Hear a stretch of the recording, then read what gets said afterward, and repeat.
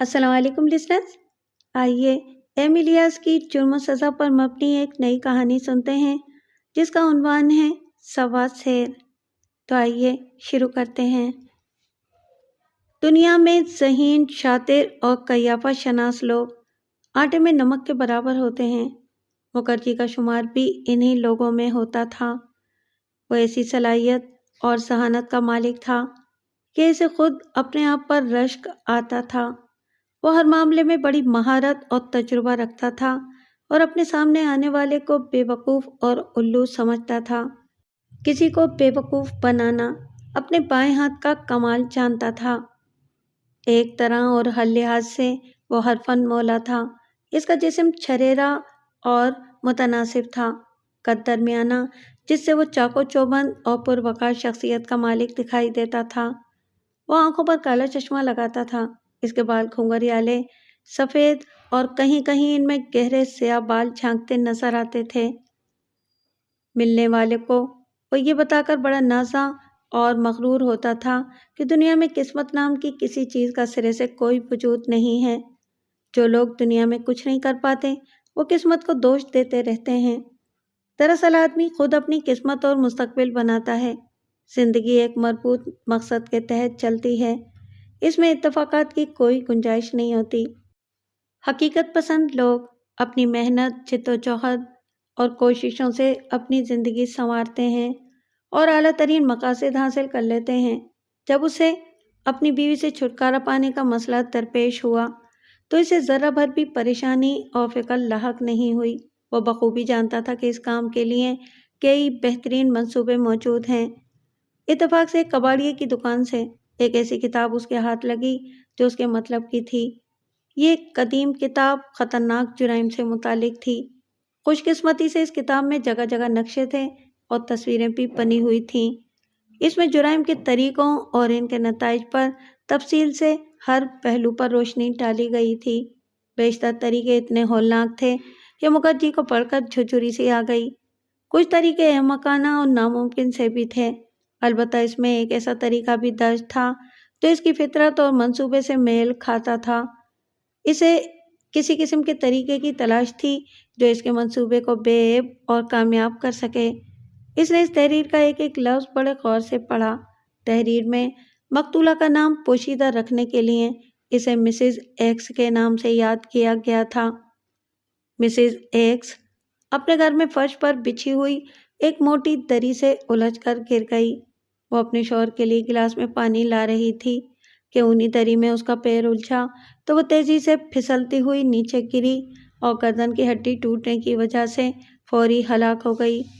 اس کا وکیل جو اس کی جائیداد اور سرمایہ کی نگہداشت کرتا تھا، مسز ایکس کے شوہر کو پسند نہیں کرتا تھا، کیونکہ وہ موکلہ کی زندگی میں نہ صرف رنگ رلیاں مناتا تھا بلکہ شراب، قمار بازی اور غلط کاریوں کے لیے اپنی بیوی سے کسی نہ کسی بہانے رقم اینٹھتا رہتا تھا۔ مسز ایکس اکثر اس سے اپنے شوہر کی شکایت کرتی رہتی تھی۔ اسی لیے وکیل نے ساری دولت و جائیداد کو شوہر کے حوالے نہیں کیا بلکہ اس کے شوہر پر قتل کا الزام عائد کر دیا۔ عدالتی کارروائی کے دوران جب وکیل یہ ثابت کرنے کی کوشش کر رہا تھا کہ مسز ایکس کی موت حادثاتی نہیں بلکہ اسے ایک سوچے سمجھے منصوبے کے تحت قتل کیا گیا ہے، تو خوف اور صدمے سے اچانک حرکت قلب بند ہو جانے سے اس کے شوہر کا دیہانت ہو گیا۔ مکھرجی اس واقعے میں اس لیے دلچسپی محسوس کر رہا تھا کہ مسز ایکس کے شوہر کا مقصد اپنی بیوی کی دولت جائیداد پر قبضہ کر کے اپنے تصرف میں لانا تھا، اور یہی مقصد مکھرجی کا بھی تھا۔ اس واقعے کی تفصیلات بہت ضروری اور اہم بھی تھیں۔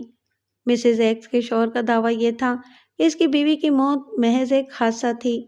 اس کے جواب میں اس کے وکیل نے ایک ایسے ماہر کو عدالت میں پیش کیا جس نے مختلف نقشوں اور تصویروں سے یہ ثابت کیا کہ یہ بات آسان تھی۔ بیوی سے پانی کا گلاس لینے کے بہانے اس نے اپنا ایک ہاتھ بیوی کے کندھے اور دوسرا پشت پر مضبوطی سے رکھا اور اگلے لمحے وہاں سے ہٹا کر بیوی کی ٹھوڑی کے نیچے رکھ کے اچانک زور کا ایک جھٹکا دیا اور اس طرح بیوی کی گردن توڑ دی۔ اس طریقے سے عمل کرنے سے پوسٹ مارٹم رپورٹ یہی ظاہر کرتی کہ مرحومہ کی موت دری پر پھسلنے اور فرش پر گرنے سے واقع ہوئی ہے۔ کتاب میں وہ تمام نقشے اور خاکے بھی شائع کیے گئے تھے جنہیں عدالت میں پیش کیا گیا تھا۔ مکھرجی نے پوری توجہ اور یکسوئی سے ان خاکوں کا مطالعہ کیا اور انہیں اچھی طرح ذہن نشین کر لیا۔ اس کی وجہ یہ نہیں تھی کہ وہ لالچی تھا اور حرص و طمع کے ہاتھوں مجبور ہو کر بیوی کی دولت ہتھیا لینا چاہتا تھا۔ دراصل اسے ایک کام کے لیے سرمایہ کی اشد ضرورت تھی جو اس کی نظر میں بڑا پوتر تھا۔ اسے اپنی دکان میں سرمایہ لگانا تھا۔ اس کی دکان میں نوادر اور عجیب و غریب اشیاء فروخت کی جاتی تھیں۔ یہ دکان مکھرجی کی کائنات میں سورج کی حیثیت رکھتی تھی۔ اسے مکھرجی نے 20 برس پہلے اپنے پتا جی سے ترکہ ملنے پر خریدا تھا۔ ان دنوں اس دکان سے صرف اتنی آمدنی ہوتی تھی کہ وہ کفایت شعاری سے اپنے اخراجات پورے کر لے۔ عام طور پر اسے اخراجات کے لیے اپنی ماتا جی سے پیسے لینے پڑتے تھے، لیکن اس کی ماں نے کبھی بغیر سود کے قرض نہیں دیا تھا۔ وہ معینہ مدت کے لیے قرض دیتی تھی۔ اگر ادائیگی میں کسی بھی وجہ سے دیر ہو جاتی تو وہ بے سود قرض وصول کرتی تھی۔ وہ اس اصول پر بڑی سختی سے کاربند تھی۔ آخر کیوں نہ ہو، اس کا تعلق بنیوں کے خاندان سے جو تھا، جو سود کی وصولی کے لیے جان بھی دیتا تھا۔ تاہم اس کی زندگی ماں اور دکان کے گرد ہی گھومتی تھی۔ ماں کی موت پر یہ تکون ٹوٹ گئی اور پہلی بار مکھرجی پر یہ حقیقت منکشف ہوئی کہ اس کی زندگی میں ماں کا عمل دخل بہت زیادہ تھا۔ ایک طرح سے وہ ان کا محتاج بھی تھا۔ ماں کی موت نے اس کی زندگی میں ایک انتہائی تکلیف دہ خلا کو جنم دے دیا تھا۔ وہ یہ خلا پر کرنے کی ترکیبوں پر غور کرنے لگا اور اس نتیجے پر پہنچا کہ اب اسے شادی کر لینی چاہیے۔ اس کی بیوی گندمی رنگت کی تھی جس میں بڑی جاذبیت اور نکھار تھا۔ وہ اس کی ماں سے اس قدر مشابہت رکھتی تھی کہ جڑواں کا گمان ہوتا تھا۔ جب کسی وقت کبھی وہ خالی الذہن ہوتا اور بیوی کمرے میں ہوتی تو وہ پوری طرح چونک جاتا۔ البتہ ایک پہلو سے اس کی بیوی ماں سے بالکل مختلف تھی۔ وہ بیچاری دکان کا اس کی زندگی سے تعلق کبھی سمجھ نہیں سکی تھی، نہ وہ اس معاملے میں اس کے جذبات کا اندازہ لگا سکی تھی۔ اس اذیتناک حقیقت کا علم مکھرجی کو اس وقت ہوا جب اس نے اپنے کاروبار کے لیے ایک معمولی سی رقم بطور قرض مانگی۔ شادی سے پہلے اس کی بیوی پدمنی نے شادی کے امکانات پر غور نہیں کیا۔ جب مکھرجی نے اسے شادی کی پیشکش کی تو چشمے کے نیچے چھپی ہوئی بڑی بڑی آنکھوں کی وجہ سے اسے اس بات میں جواب دینا پڑا۔ وہ اس کی آنکھوں سے دھوکہ کھا گئی، لیکن شادی کے بعد اسے معلوم ہوا کہ اس کی آنکھوں نے کوئی دھوکہ نہیں کھایا بلکہ اس کے ذہن نے دھوکہ کھایا تھا۔ انسانی جذبات مکھرجی کو چھو کر گزرے ہی نہیں تھے۔ کچھ عرصے بعد پدمنی نے راکھ میں چنگاریاں تلاش کرنا چھوڑ دی تھیں اور اپنی قسمت پر صابر و شاکر ہو گئی تھی۔ پھر جب مکھرجی نے کاروبار کے لیے قرض کا مطالبہ کیا تو اس نے پہلی بار اپنے شوہر کی دکان کے متعلق چھان بین کی تو اسے زبردست ذہنی دھچکا لگا۔ اسے معلوم ہوا کہ اس کے شوہر کی دکان سیپ کی طرح خوبصورت چمکدار ہے لیکن اندر سے کھوکھلی ہے۔ اس کا رد عمل پہلے سے مختلف تھا۔ وہ دکان ہے کیا؟ اس نے اپنے شوہر پر برستے ہوئے کہا۔ اس میں کباڑ خانے کے سوا کیا دھرا ہے؟ واہیات اور فضول چیزیں جو گاہک نہیں دھول مٹی اپنی طرف کھینچنے کی صلاحیت رکھتی ہیں۔ وہ یہ سمجھنے میں ناکام رہی تھی کہ جو چیزیں تجارتی نقطۂ نظر سے فضول اور بیکار نظر آتی ہیں وہ اس کے شوہر کی کل کائنات کیوں ہیں۔ مکھرجی کو کوئی چیز کہیں پڑی مل جاتی تو وہ اسے اٹھاتا، صاف کرتا اور سنبھال کر رکھ لیتا۔ وہ بچپن سے ہی اس کا عادی تھا۔ یہ دکان بچپن کے خبط کا نتیجہ تھا۔ دکان میں ہر چیز کی ایک جگہ مخصوص تھی۔ جب بھی مکھرجی کو کوئی چیز فروخت کرنی پڑتی اسے شدید اذیت سے دوچار ہونا پڑتا، کیونکہ برسا برس سے ایک جگہ فروخت ہونے پر اس کی جگہ خالی ہو جاتی۔ اس اذیت کا احساس اس کے چہرے سے بھی ظاہر ہو جاتا تھا۔ بسا اوقات گاہک اس غلط فہمی میں مبتلا ہو جاتے تھے کہ شاید انہوں نے مطلوبہ چیز کو کوڑیوں کے مول خریدا ہے یا دکاندار غلطی سے کم قیمت بتا گیا ہے، مگر پدمنی چونکہ ان حقائق سے بے خبر تھی اس لیے اس نے اس کے قرض کے معاملے میں بے رخی کا مظاہرہ کرتے ہوئے تنبیہ کے انداز میں کہا تھا۔ ایک بات اچھی طرح سن لو، میں جب تک زندہ ہوں تمہیں اس کباڑ خانے کے لیے ایک کوڑی بھی نہیں ملے گی، سمجھ گئے؟ یوں پدمنی نے اپنی موت کے پروانے پر نادانستگی میں دستخط کر دیے تھے۔ مکھرجی نے کسی ہونہار شاگرد کی طرح کتاب کے خاکوں کے مطابق اپنا سبق دہرایا اور پھر وہ اپنی بیوی کی گردن گاجر کی طرح توڑنے میں کامیاب ہو گیا۔ اسے کوئی دشواری نہیں ہوئی، اس نے نہایت آسانی سے کامیابی حاصل کر لی تھی۔ زیادہ خوشی اس بات سے ہوئی کہ مرحومہ کو ذرا بھی تکلیف نہیں ہوئی۔ سارا کام کسی شور شرابے کے بغیر لمحوں میں انجام پا گیا تھا۔ اس سے کسی نے کوئی سوال نہیں کیا، اس کے بیان پر آنکھیں بند کر کے یقین کر لیا گیا تھا۔ اس پر کوئی جرح کی گئی اور نہ ہی کسی قسم کے سوالات سے اسے پریشان کیا گیا۔ مکھرجی بہرحال ایک دور اندیش اور عیار ترین شخص تھا۔ اپنی بیوی کی جائیداد فروخت کرنے کے بعد اس نے اپنی دکان بھی بیچ دی اور ایک دوسرے علاقے میں منتقل ہو گیا۔ اسے وہاں اپنی پسند کی ایک اور دکان مل گئی۔ اس نے جو دوسری شادی کی، اس کی بیوی نہایت حسین اور مہربان تھی، لیکن دوسری بیوی سے زیادہ عرصے رفاقت نہیں رہ سکی۔ وہ اچانک مر گئی تو اسے پھر ایک بار دکان تبدیل کرنی پڑی۔ اس طرح چوتھی بیوی کی حادثاتی موت تک دکان تبدیل کرنا اس کا معمول بن چکا تھا۔ مکھرجی اپنی بیویوں کو رقم کے ہندسوں سے یاد کرتا تھا۔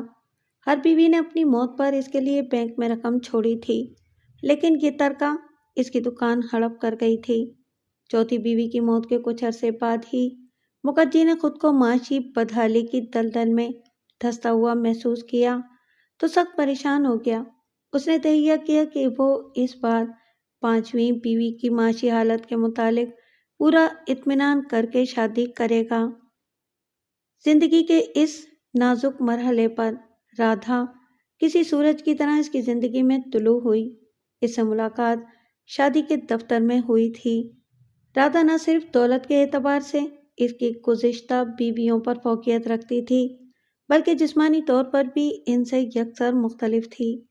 وہ دوسری بیویوں کے برعکس دراز قد تھی۔ اگر رادھا دولت مند نہ ہوتی تو مکھرجی اس بے کشش عورت سے بات بھی نہیں کرتا اور نہ ہی اس کی طرف دیکھنا پسند کرتا۔ چونکہ دولت ہر عیب کو چھپا لیتی ہے، اس لیے رادھا کے تمام عیب چھپ گئے تھے۔ مکھرجی کو عورت سے زیادہ دولت کا ذوق تھا۔ رادھا ایک روز ٹہلتی ہوئی مکھرجی کی دکان میں داخل ہوئی تھی، لیکن داخل ہونے کا انداز زلزلے کی مانند تھا۔ وہ مسلسل سگریٹ پیے جا رہی تھی۔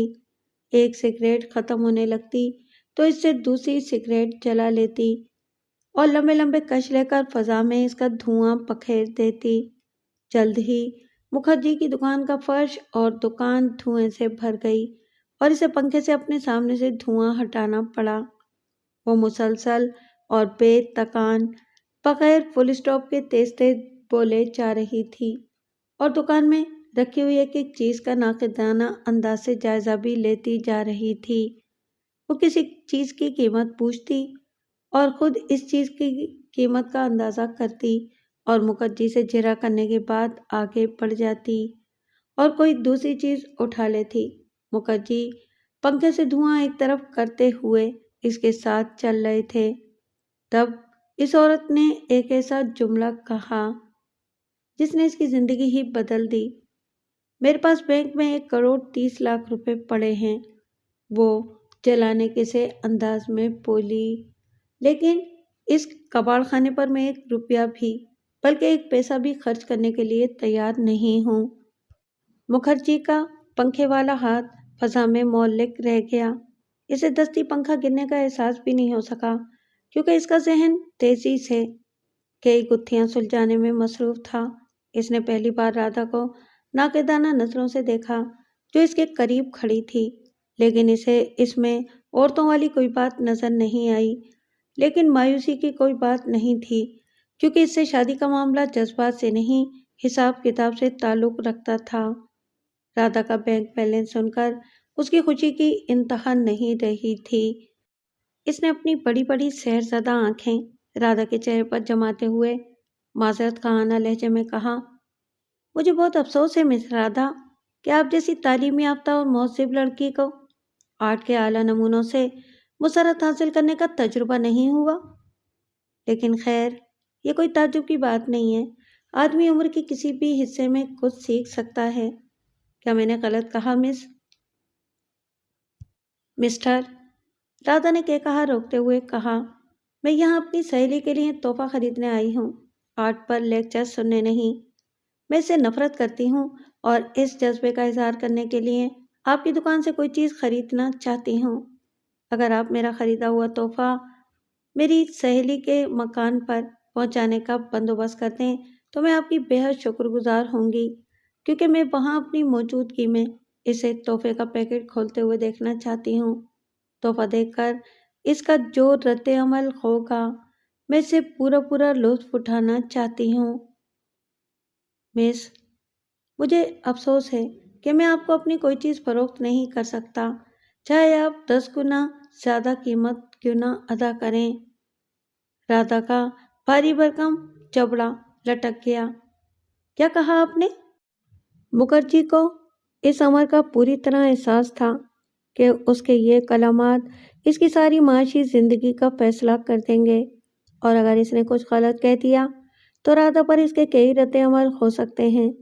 اس نے ایک گہرا سانس لے کر کہا، اس دکان کا اصول ہے کہ کوئی خریدار کسی چیز کی قدر و قیمت سے کسی طرح صحیح واقفیت نہ رکھتا ہو اور اس چیز کی اتنی احتیاط سے نگہداشت نہ کر سکتا ہو جس کی وہ حقدار ہے، تو اسے وہ چیز فروخت نہیں کی جاتی۔ جب تک میں زندہ ہوں اس دکان کا یہی اصول رہے گا۔ اس میں کسی نرمی اور لچک کی توقع فضول ہے۔ مکھرجی اس کے چہرے پر نظریں جمائے غور سے اپنے لفظوں کا رد عمل دیکھ رہا تھا۔ وہ اچانک قریب پڑی کرسی پر کسی ٹوٹی ہوئی شاخ کی طرح گر گئی۔ پھر اس نے سنبھل کر نئی سگریٹ جلا لی اور کنکھیوں سے مکھرجی کو دیکھتی رہی۔ اس نے کئی گہرے کش لیے اور دھوئیں کے مرغولے ہاتھ سے ایک طرف ہٹاتے ہوئے بولی، بہت خوب مسٹر، بہت خوب۔ بمل مکھرجی، اس نے جلدی سے اپنا نام بتایا۔ مسٹر مکھرجی، آپ کی باتیں بہت دلچسپ معلوم ہوتی ہیں، کیا ہم دونوں کچھ دیر دوستانہ انداز میں گفتگو نہیں کر سکتے؟ مکھرجی نے کرسی گھسیٹی اور اس کے مقابل بیٹھ گیا۔ کسی اجنبی سے اس کے گھریلو راز معلوم کرنا بہت مشکل اور ناممکن نظر آتا ہے، لیکن مکھرجی کے لیے یہ بائیں ہاتھ کا کھیل تھا، کیونکہ اس کے مستقبل کا انحصار انہی معلومات پر ہوتا تھا۔ تھوڑی ہی دیر میں اسے یقین ہو گیا کہ رادھا نے اپنی دولت کے متعلق بالکل صحیح بتایا ہے، اور بظاہر وہ اس دنیا میں تنہا ہے۔ اس کا کوئی قریبی دوست یا عزیز موجود نہیں ہے۔ ہر نوجوان لڑکی کی طرح اسے بھی شادی کی تمنا تھی، یا آخری نتیجہ اس نے رادھا کی باقاعدہ آمد و رفت سے اخذ کیا تھا۔ اگر ایسی بات نہ ہوتی تو شادی دفتر میں 500 روپے دے کر فارم بھرتی اور نہ ہی وہ رجسٹریشن کرواتی۔ اب وہ ہر دوسرے تیسرے دن اس کی دکان پر آ جاتی اور وہ دونوں آمنے سامنے بیٹھ کر گھنٹوں گفتگو کرتے تھے۔ گفتگو کا موضوع عموماً رادھا کے آن جہانی پتا کے متعلق ہوتا تھا۔ وہ تقریباً تمہارے ہم شکل تھے، ان کا لباس بھی تمہارے لباس کی طرح بڑھیا ہوتا تھا۔ ایک روز رادھا نے گفتگو کے دوران بتایا، صاف ستھرا، بے داغ، نفیس استری کیا ہوا۔ یہی نہیں، انہیں صفائی کا خفت بھی تھا۔ وہ تقریباً روز ہی پورے گھر کا چکر لگاتے اور دیکھتے کہ ہر چیز قرینے سے اپنی جگہ موجود ہے یا نہیں۔ اگر کوئی چیز اپنی جگہ سے ذرا بھی ہٹی ہوئی ملتی تو وہ اسے ٹھیک کر دیتے۔ مجھے اچھی طرح یاد ہے کہ مرنے سے 1 گھنٹہ پہلے وہ دیوار پر لٹکی ہوئی تصویروں کے زاویے درست کر رہے تھے۔ کیا آپ آخری وقت میں ان کے قریب تھیں؟ مکھرجی نے ہمدردانہ لہجے میں سوال کیا۔ جی ہاں مس رادھا، میں ضرور یہ کہوں گا کہ آپ جیسی لڑکی اپنے پتا جی کی دیکھ بھال کے لیے چند ملازم بھی رکھ سکتی تھی۔ آپ کی یہ قربانی بہت عظیم اور مثالی بھی ہے۔ آپ چاہتی تو آسانی سے شادی کر کے شوہر کے ساتھ زندگی بسر کر سکتی تھیں، لیکن آپ نے اپنے پتا جی پر اپنے ارمان، خواہشیں اور خوشیاں قربان کر دیں۔ رادھا نے ایک گہری سانس لی۔ آپ ٹھیک کہہ رہے ہیں مسٹر مکھرجی، میں اس سے انکار نہیں کروں گی۔ میں نے بہت سہانے سپنے دیکھے، لیکن وہ سپنے ہی رہے اور شاید سپنے ہی رہیں گے، کیونکہ سپنے بڑے فریبی ہوتے ہیں۔ کیوں؟ اس لیے کہ مجھے انجانے سپنوں کا راجکمار آج تک کہیں بھی نظر نہیں آیا۔ جب کسی ایسے مرد جسے میں نے معیار پر محسوس کر کے دیکھا، پرکھا اور اس کی آزمائش کی، تو ایسا لگا کہ وہ ایک تیر سے دو شکار کرنا چاہتا ہے، یعنی مجھ سے زیادہ میری دولت سے فائدہ اٹھانا چاہتا ہے، اور مجھے اس کی کوئی چنتا اور پرواہ نہیں۔ میرا مطالبہ صرف اتنا ہے کہ وہ ایک صاف ستھرا، مہذب اور معزز آدمی ہو اور اپنی زندگی کا ہر لمحہ میرے لیے وقف کر دے، میرے بارے میں ہر وقت فکر مند اور پریشان رہے، اور ہر وقت میری دیکھ بھال اور نگہداشت میں مصروف رہے، میرے آنجانی پتا جی کی طرح۔ جب کبھی بھی میں اس کی طرف دیکھوں تو مجھے بے اختیار اپنے پتا جی یاد آ جائیں۔ ممکن ہے کہیں کسی روز ایسا مرد تمہیں نظر آ جائے، مکھرجی نے بڑے گمبھیر لہجے میں کہا۔ کیا واقعی مسٹر مکھرجی؟ کیا آپ کو پورا یقین ہے؟ ہو سکتا ہے کہ وہ آپ کے بہت قریب ہو، لیکن کیا تم اسے دیکھنا چاہتی ہو؟ اس کے لہجے میں محبت کی گرم جوشی پیدا ہو گئی، تاہم رادھا خاموش رہی۔ مکھرجی کو ان معاملات کا اچھا تجربہ تھا، وہ ان جذباتی لمحات سے پہلے بھی گزر چکا تھا۔ مس رادھا، اس نے لوہا گرم دیکھ کر چوٹ لگائی، ہر تنہا مرد پر ایک ایسا وقت ضرور آتا ہے جب اس سے مزید تنہائی برداشت نہیں ہوتی۔ اگر اس موقع پر اس کی ملاقات کسی ایسی عورت سے ہو جسے وہ اپنی محبت دے سکتا ہو، تو وہ مرد دنیا کا سب سے خوش قسمت انسان کہلائے گا، اور میں بھی وہی مرد ہوں۔ رادھا کے چہرے پر حیا کی سرخی دوڑ گئی۔ اگر کوئی اور عورت ہوتی تو اس کا چہرہ گلنار ہو کر دمک جاتا، لیکن وہ اس کے برعکس اور بدصورت نظر آئی۔ او مسٹر مکھرجی، آپ کتنے پیارے اور اچھے ہیں، لیکن… ٹھہریے مس رادھا، اس نے جلدی سے کہا، اگر آپ کو میرے متعلق شبہات ہیں تو بے جھجک ان کا اظہار کر دیں، میں اس کا قطعی برا نہیں مانوں گا، بلکہ آپ کی صاف گوئی سے خوش ہو کر آپ کے شبہات کو دور کر کے مطمئن ہو جاؤں گا، ورنہ یہ خلش پھنس بن کر مجھے عمر بھر پریشان کرتی رہے گی۔ شاید آپ ٹھیک کہہ رہے ہیں، مجھے اسے قطعی انکار نہیں، رادھا نے کہا۔ بات یہ ہے مسٹر مکھرجی، میں ایسا شوہر چاہتی ہوں جو اپنی زندگی کا ایک ایک لمحہ میرے لیے وقف کر دے۔ یہ یک طرفہ ٹریفک نہیں ہوگا، کیونکہ میں اس طرح اس پر مہربان رہوں گی اور ہماری ازدواجی زندگی پر مسرت اور خوشگواری کا سایہ رہے گا۔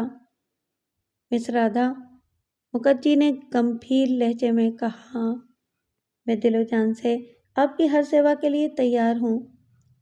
مرد وعدے تو بڑی آسانی سے کر لیتے ہیں، اس نے سرد آب بھرتے ہوئے کہا، میں ایک دو مرتبہ دھوکہ کھاتے ہوئے بال بال بچی ہوں۔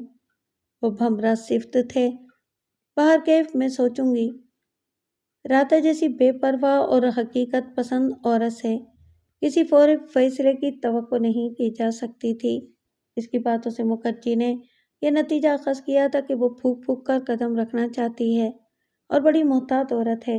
مگر چند روز بعد اچانک اور غیر متوقع مکھرجی کو ایک وکیل کا خط ملا، جس میں اس سے درخواست کی گئی تھی کہ وہ اس سے دفتر میں آ کر ملے۔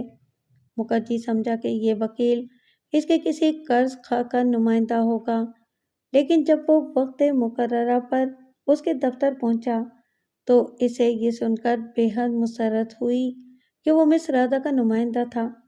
اس نے جو کانٹا ڈالا تھا، مچھلی اس میں پھنس گئی تھی۔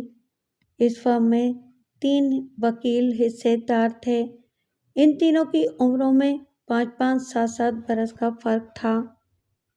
یہ بہت نازک معاملہ ہے مسٹر بمل مکھرجی، وکیل نے کہا۔ مس رادھا ہماری ایک دیرینہ و معزز موکلہ ہیں، انہوں نے آپ سے شادی کرنے کا ارادہ ظاہر کیا ہے۔ مکھرجی کا رواں رواں مسرت سے رقص کرنے لگا۔ معمر وکیل نے سلسلہ کلام جاری رکھتے ہوئے بڑی سنجیدگی سے کہا۔ انہیں اس بات کا شدت سے احساس ہے کہ ان سے شادی کرنے کے خواہش مند دراصل ان کی دولت کے خواہش مند ہیں۔ وہ ایک دور اندیش، زمانہ شناس اور حقیقت پسند عورت ہیں، خود فریبی میں مبتلا نہیں ہیں۔ لیکن وکیل نے ہاتھ اٹھا کر مکھرجی کو احتجاج کرنے سے روک دیا۔ وہ یہ بات نظر انداز کرنے کے لیے تیار ہیں بشرطے کہ ان سے شادی کرنے کا خواہش مند ان کی توقعات پوری کر سکے۔ میں اس کے لیے تیار ہوں۔ مکھرجی نے اس بات میں سر ہلایا۔ میں ان کی ہر طرح سے سیوا کرنے اور توقعات پورا کرنے کے لیے کوئی کسر نہیں اٹھا رکھوں گا۔ انہیں بھی مجھ سے کوئی شکایت نہیں ہوگی۔ تینوں وکیل خاموشی سے اس کی بات سنتے اور اسے چند لمحے تک گھورتے رہے۔ پھر اچانک معمر وکیل نے کہا، کیا آپ نے پہلے کبھی کوئی شادی کی تھی؟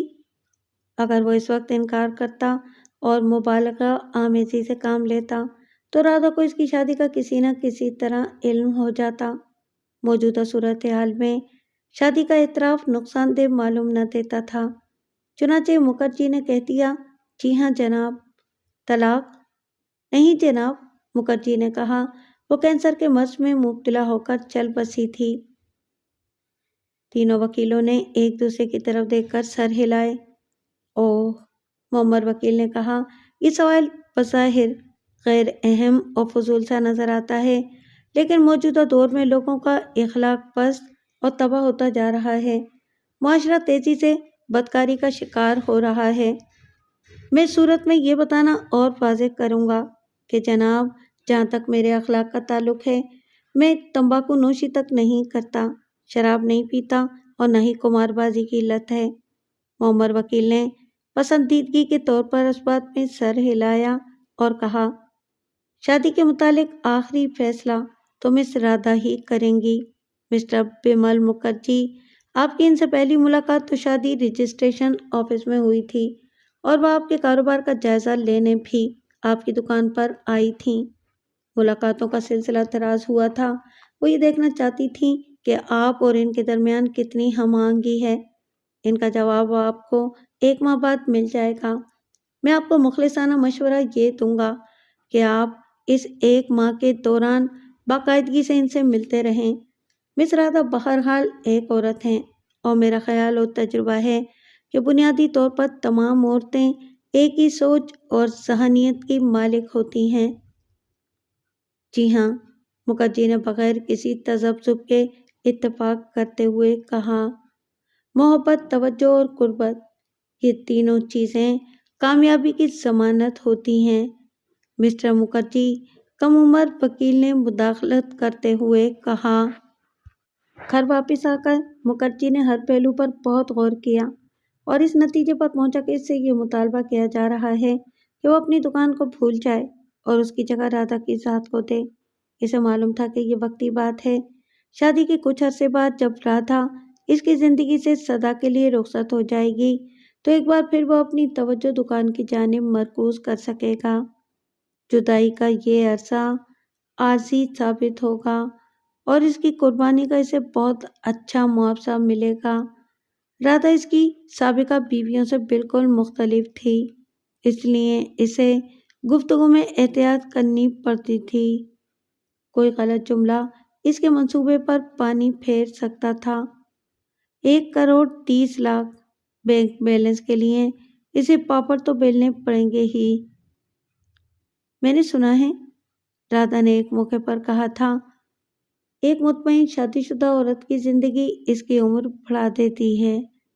میرا خیال ہے کہ شادی کے حق میں یہ بہترین دلیل ہے۔ کیوں مکھرجی؟ بے شک۔ اس کی تائید کیے بغیر چارہ نہیں رہا تھا اور کر بھی کیا سکتا تھا۔ 1 ماہ کے امکانی طور میں مکھرجی کی گفتگو بے شک ہی کی حد تک محدود رہی تھی۔ اس کی یہ چال کامیاب رہی۔ 1 ماہ بعد اس کی شادی رادھا سے ہو گئی، جس میں صرف 3 افراد شریک تھے اور وہ تینوں اس کی بیوی کے وکیل تھے۔ بیاہ کے فوراً بعد اسے ایک فوٹوگرافر کے اسٹوڈیو میں جانا پڑا اور اپنی مرضی کے خلاف رادھا کے ساتھ کئی زاویوں سے تصویریں کھنچوانی پڑیں۔ اس کے فوراً بعد ان دونوں نے اپنی اپنی وصیتوں پر دستخط کیے، جن کی روح سے کسی ایک شریک حد کے مرنے کی صورت میں دوسرا اس کی تمام جائیداد اور دولت کا وارث قرار پائے گا۔ شادی کی اس تقریب کے دوران مکھرجی کو کچھ سوچتے ہوئے پایا گیا۔ اس کی وجہ یہ تھی کہ وہ اپنا پرانا منصوبہ نئے حالات کے تحت بنا رہا تھا اور اس کی جزیات میں تبدیلیاں کر رہا تھا۔ اب تک اس کی کوئی بھی سابقہ بیوی اتنی دولت کا 10% بھی نہیں لائی تھی۔ 1,30,00,000 کی رقم سنسنی خیز تھی اور وہ ایک شیریں سپنا تھا جس نے رادھا کو سابقہ بیویوں کے مقابلے میں نہایت ہی پرکشش اور حسین بنا دیا تھا۔ اس نے رادھا کے بینک کی ایک کلرک عورت سے رابطہ کیا جو اکاؤنٹ ہولڈرز کے چیک کیش کرتی تھی۔ جب وہ چھٹی کے وقت گھر جانے کے لیے بس اسٹاپ جا رہی تھی تو اس نے راستے میں اس سے کہا، شریمتی جی، میں ایک بزنس مین ہوں، اگر آپ مجھے 10 منٹ کا وقت دیں تو میں آپ کی خدمت میں 500 روپے نظر کر دوں گا۔ آپ کو کسی قریبی ریسٹورانٹ میں میرے ساتھ ایک کپ کافی پینا ہوگی۔ منٹو جی نے کہا، میں وہاں چل کر بتاؤں گا کہ آپ سے کیا معلومات لینی ہیں۔ چند لمحوں کے بعد وہ عورت جس کا نام ترشنا موہن تھا سامنے والے ریسٹورانٹ میں بیٹھی تھی۔ مکھرجی نے اس کے بشرے سے محسوس کیا کہ وہ ایک دکھی عورت ہے۔ اس کی بڑی بڑی گہری سیاہ آنکھوں سے حزن و ملال چھانک رہا تھا۔ اس کی عمر 36 برس کی ہوگی۔ کافی کے دوران اس نے درشنا موہن سے دریافت کیا، آپ کے بینک کی ایک کلائنٹ مس رادھا پرتاپ ہے، میں اس کے بینک بیلنس کے بارے میں معلوم کرنا چاہتا ہوں۔ شریمتی جی، اس کا کہنا ہے کہ اس کا بینک بیلنس 1,30,00,000 ہے، کیا یہ سچ ہے؟ کون مس رادھا پرتاپ؟ ترشنا موہن نے اپنا منہ بنایا، وہ بدصورت عورت؟ جی نہیں، اس کا بینک بیلنس 4,70,00,000 ہے، بڑی مغرور ہے، مینیجر تک سے سیدھے منہ بات نہیں کرتی۔ کیا؟ حیرت سے مکھرجی کا منہ کھلا کا کھلا رہ گیا، اسے اپنی سماعت پر یقین نہیں آیا۔ جی ہاں، درشنا موہن نے اس بات میں سر ہلایا، وہ اس کروڑپتی کلب کی ممبر ہے جس کے فلمی ستارے ممبر ہیں۔ اگر آپ کو میری بات کا یقین نہیں آ رہا ہے تو کل آپ کو اس کا بینک اسٹیٹمنٹ فراہم کر سکتی ہوں۔ مکھرجی کے یقین نہ کرنے کی کوئی وجہ نہیں تھی۔ اس نے 500 روپے کا ایک نوٹ درشنا موہن کی طرف بڑھا دیا۔ رادھا کے کروڑوں کی رقم کی خبر اس قدر سنسنی خیز اور ہیجان انگیز تھی، اس کے بینک بیلنس نے اس کی بدصورتی اور بے کشش کے عیب پر پردہ ڈال دیا تھا۔ وہ اسے 16-18 برس کی دوشیزہ لگ رہی تھی۔ وہ سابقہ منصوبے کا سرنو جائزہ لے رہا تھا۔ اب اسے وہ تاریخی اونی دری اپنے نئے مکان میں لانی تھی جس نے گزشتہ 4 موقعوں پر اس سے وفاداری کا ثبوت دیا تھا۔ اسے اس موقع کی آمد کا بڑی بے چینی سے انتظار تھا کیونکہ قرض خواہوں کے تقاضوں میں اضافہ ہونے لگا تھا۔ اس نے سوچا کہ چند دن اور اس عورت کے ساتھ گزارنا کتنا اذیت ناک ہوگا، آخر وہ کب تک دل پر جبر کی سل رکھ سکے گا۔ اس نے جو محبت کا ناٹک کیا تھا، اس نے رادھا کو بے حد متاثر کیا تھا کہ اس میں کوئی کھوٹ اور تصنع نہیں ہے۔ مکھرجی کو اس کی دولت سے نہیں بلکہ اس سے بے پناہ محبت ہے، اس لیے رادھا لمحے بھر کے لیے بھی اسے نظروں سے اوجھل ہونے نہیں دیتی تھی۔ اس نے سوچا تھا کہ وہ آخر کتنے دن تک محبت کا ناٹک رچاتا رہے گا۔ رادھا کو کھانا پکانے سے جنون کی حد تک عشق تھا۔ کسی تقریب میں کوئی نئی ڈش اگر اسے پسند آتی تو وہ گھر آ کر میزبان کو فون کر کے اس کی ترکیب پوچھتی۔ اسے اس وقت تک چین نہیں آتا تھا جب تک اس کا سارا ذائقہ اور مزہ اس ڈش میں نہیں ہوتا۔ اس کے بڑے تجربات تھے۔ وہ کھانے کے وقت باورچی خانے سے ڈائننگ ہال تک درجنوں بار چکر لگاتی اور ہر بار ٹرے میں ایک ایسے کھانے کی پلیٹ لاتی جس کا مکھرجی کو کوئی سابقہ تجربہ نہ ہوتا۔ وہ دل پر جبر کر کے کھاتا اور زہر مار کر لیتا کیونکہ وہ شیرنی کی طرح اس پر نظر رکھتی تھی۔ اس نے تہیہ کر لیا تھا کہ رادھا کی موت سے ایک دن پہلے اس کے پرس پر ڈاکہ مارے گا۔ اس نے دیکھا ہوا تھا کہ رادھا کا پرس ہر وقت چھوٹے بڑے نوٹوں سے بھرا ہوا ہوتا تھا۔ اس نے تو ایک مرتبہ رادھا کے پرس پر ہاتھ کی صفائی دکھائی تھی۔ رادھا کو اس چوری کی ہوا تک نہیں لگی تھی۔ اس نے اس رقم سے پرتکلف لنچ اور ڈنر اڑایا تھا۔ ایک روز دکان سے واپسی پر اپنی تاریخی اونی دری لا کر وہ فرش پر بچھانے لگا تو رادھا خاموشی سے دیکھتی رہی۔ پیارے مکھرجی، دیکھنے میں تو یہ بہت پرانی نظر آتی ہے۔ یہ کیا چیز ہے؟ خاندانی نوادر اور آرٹ کا نمونہ یا کوئی اور چیز؟ یہ ان میں سے کوئی چیز نہیں ہے، اس نے اعتراف کیا، لیکن یہ مجھے بہت عزیز ہے۔ اس سے میری بہت ساری یادیں وابستہ ہیں۔ میں کبھی بھی اسے اپنی زندگی سے نہیں نکال سکتا۔ رادھا کا چہرہ دمک اٹھا۔ اس نے محبت بھری نظروں سے مکھرجی کو دیکھا۔ اپنائیت سے بولی، کیا تم اسے میرے لیے لائے ہو؟ ہاں میری جان، صرف تمہارے لیے۔ اس نے رادھا کی کمر میں ہاتھ ڈال کر قریب کر لیا۔ مکھرجی نے اپنے منصوبے کے مطابق تاریخی قاتل اور اونی دری ڈرائنگ روم کے دروازے پر بچھائی تھی، کیونکہ رادھا روزانہ رات کے کھانے کے بعد مقررہ وقت پر ٹیلی فون استعمال کرتی تھی جو ڈرائنگ روم کے ایک کونے میں رکھا تھا۔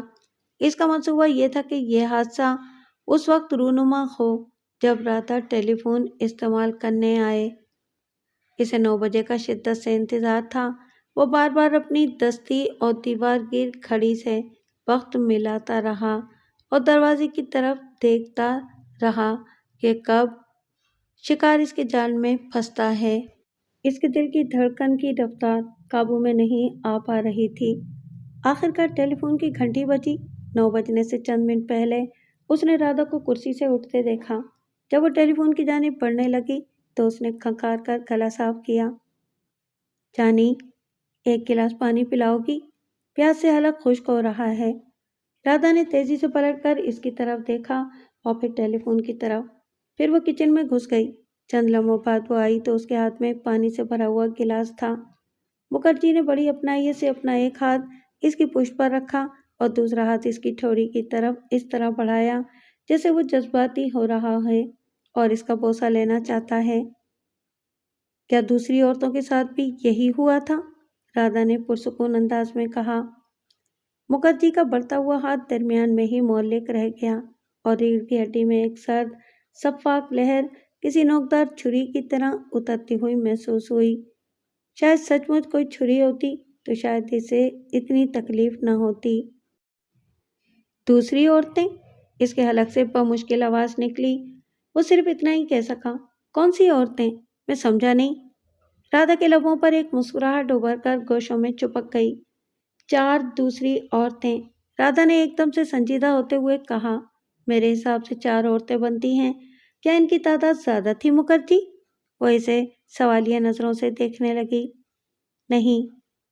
مکھرجی بری طرح بوکھلا سا گیا، لیکن اس نے خود کو فوراً ہی سنبھال لیا اور بے اختیار کہا، پتہ نہیں تم کیا کہہ رہی ہو، میری سمجھ میں نہیں آیا کہ یہ تم کیا بکواس کر رہی ہو۔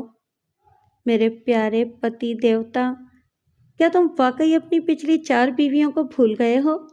مجھے یقین نہیں آتا کہ یہ کیسے اور کیوں کر ممکن ہوا۔ بے شک میں نے پہلے بھی شادی کی ہے، اس نے تیز لہجے میں بگڑ کر کہا۔ میں تمہارے وکیل کو یہ بات بتا چکا ہوں۔ کیا شادی کرنا پاپ تھا جو تم تانے دے رہی ہو؟ لیکن یہ 4 بیویوں والی بات میری سمجھ میں نہیں آئی۔ بے شک تم نے پہلے بھی شادیاں کی ہیں مکھرجی، میں نے کب کہا اور کیوں کہوں گی کہ 3-4 شادیاں کرنا پاپ ہے؟ ہمارے دھرم میں ایک بیوی کی دیہانت کے بعد دوسری شادی کرنے کی اجازت ہے۔ بیک وقت 2 یا 3-4 شادیاں نہیں کر سکتا۔ ہاں تو میں یہ بتا رہی تھی کہ میں نے تمہاری ان پتنیوں کے بارے میں تفتیش کر لی ہے۔ میرے وکیل نے بھی تمہاری تمام شادیوں کا پتہ چلا لیا ہے، ایسے کہ وہ نہ صرف وکیل بلکہ پرائیویٹ سراغ رساں بھی ہے۔ میرے بھولے پتی، رادھا نے شوخ لہجے میں مزہ لیتے ہوئے کہا، پہلی بار جب میں نے تمہیں دیکھا تو تمہاری اصلیت تبھی سمجھ گئی تھی۔ وہ کیسے؟ کس طرح؟ مکھرجی نے بے یقینی سے کہا۔ اس کی پیشانی عرق آلود ہو گئی، کیونکہ تم میرے آن جہانی پتا جی کا دوسرا روپ اور اصل چہرہ نظر آئے تھے۔ انہی کی طرح کا لباس، انہی کے جیسے بولنے کا انداز، انہی کی طرح صفائی ستھرائی کا ذوق تو جنون بن گیا تھا۔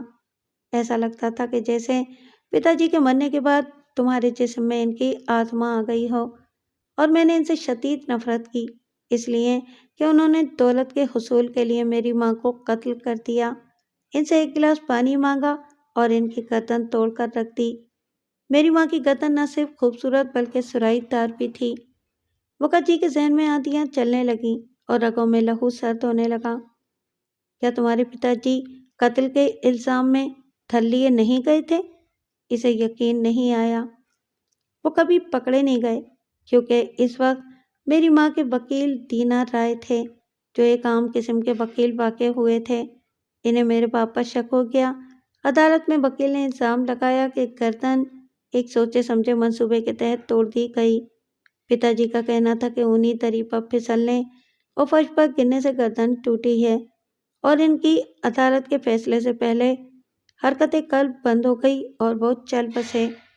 میں اس بات کو مانتی اور تسلیم کرتی ہوں کہ عورت واقعی بے وقوف ہوتی ہے۔ رادھا نے اپنی بات جاری رکھی۔ وہ اپنے حسن و شباب کی تعریف سن کر پاگل ہو جاتی ہے۔ تمہاری زندگی میں جو 4 عورتیں آئی تھیں وہ بے کشش اور عام قسم کی نہیں تھیں، لیکن تم نے ان کی دولت پر ہاتھ صاف کرنے کے لیے ان کے حسن و شباب اور کشش کو اتنا سراہا، تعریفیں کی کہ وہ تمہاری دیوانی ہو گئیں۔ تم غیر محسوس انداز سے ان کی دولت و جائیداد کے بارے میں معلوم کر لیا کرتے تھے، پھر اپنے منصوبے پر عمل کرتے تھے۔ چونکہ ان عورتوں کا کوئی رشتہ دار یا سرپرست نہیں تھا جسے شک ہوتا اور تمہارے خلاف کیس کرتا۔ پتا جی کی موت کے بعد میں نے سوگند کھائی تھی کہ ایک نہ ایک روز ان کے جیسا مرد تلاش کر کے ہی رہوں گی۔ اس وقت میں اتنی بدصورت، بے کشش اور بدنما نہیں تھی جیسی کہ آج لگ رہی ہوں۔ عورت اپنے آپ کو خوب سے خوب اور پرکشش بنانے کے جتن اور جستجو کرتی ہے، لیکن میں نے خود کو بدصورت سے بدصورت، بے کشش، موٹی بھتی بنانے میں کوئی کسر نہ اٹھا رکھی۔ میں نے تہیہ کر لیا تھا کہ ایسے مرد کی تلاش میں پھر سرگرداں ہو گئی تھی، جس کی ایک ایک عادت اور ایک ایک پسند اور ناپسند کا گہرا مطالعہ کر کے میں مطمئن ہو جاؤں اور ہر طرح سے اپنی تسلی کر لوں۔ پھر اس کی زندگی کا ایک ایک لمحہ جہنم بنا دوں گی۔ اس کی زندگی نہ صرف اذیت ناک بلکہ روح فرسا ہو جائے گی۔ اس لیے میں نے خود کو اتنے بے ہنگم اور بے ڈول بنا لیا کہ کوئی مجھ سے میری ذات کی وجہ سے شادی کرنے کا تصور تک نہ کر سکے۔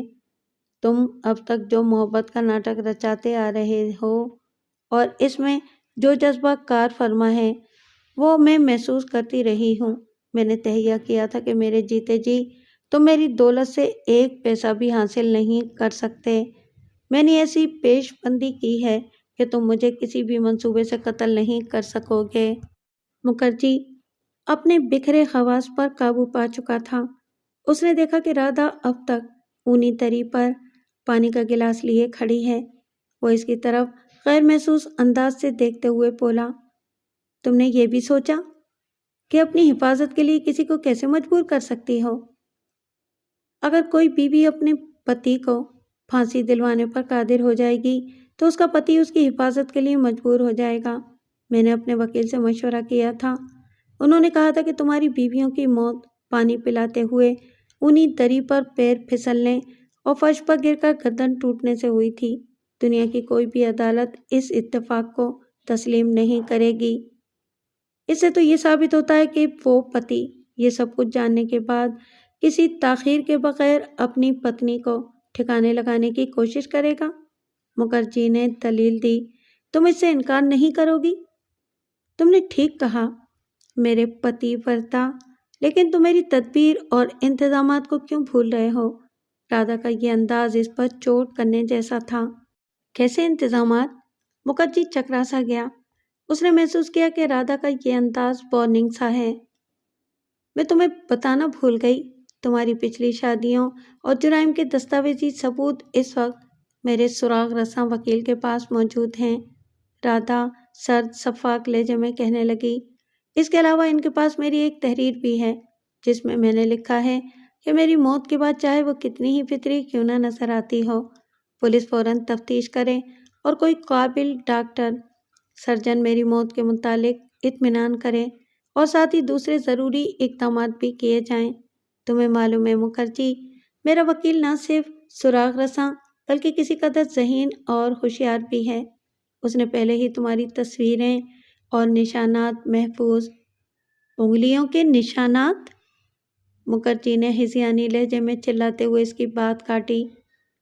ہاں، پتا جی کی اچانک موت کے بعد معلوم ہوا تھا کہ انہوں نے وطن سے فرار ہونے کے پورے انتظامات کر لیے تھے، اس لیے وکیل نے اس سلسلے میں پہلے ہی ایسا انتظام کر لیا ہے کہ تم فرار کا خیال اور منصوبہ دل میں نہ لا سکو۔ اس کا کہنا ہے کہ تم کہیں بھی کیوں نہ چلے جاؤ، تمہیں صرف چند گھنٹوں میں گرفتار کر لیا جائے گا۔ اچانک ٹیلی فون کی گھنٹی زور سے چیخی۔ رادھا نے مطمئن انداز سے سر ہلاتے ہوئے ٹیلی فون کی طرف دیکھا۔ یہ میرے وکیل کا فون ہوگا۔ اگر میں کسی رات 9 بجے فون کر کے اسے اپنی خیریت کے بارے میں نہیں بتاتی تو پھر وہ 5 منٹ انتظار کر کے خود ہی فون کرتا ہے۔ یہ ہمارے انتظامات کی ایک کڑی ہے۔ ٹھہرو، مکھرجی نے فون کے پاس جا کر ہیلو کہا۔ دوسری طرف سے رادھا کا وکیل تھا۔ مکھرجی، مسٹر میں اس کا وکیل بول رہا ہوں۔ آپ مجھے یقیناً پہچان گئے ہوں گے۔ میں آپ کی پتنی سے بات کرنا چاہتا ہوں۔ آپ کو صرف 10 سیکنڈ کی مہلت دے رہا ہوں، ان سے بات کرا دیں۔ وہ غرایا۔ مکھرجی نے ریسیور فوراً ہی رادھا کی طرف بڑھا دیا اور صوفے پر دھم سے گر کر اپنا سر پکڑ لیا۔ اس بار وہ خود دری میں اپنا پیر الجھا بیٹھا تھا۔ سچے کے شیر کو 1.25 شیر مل ہی جاتا ہے۔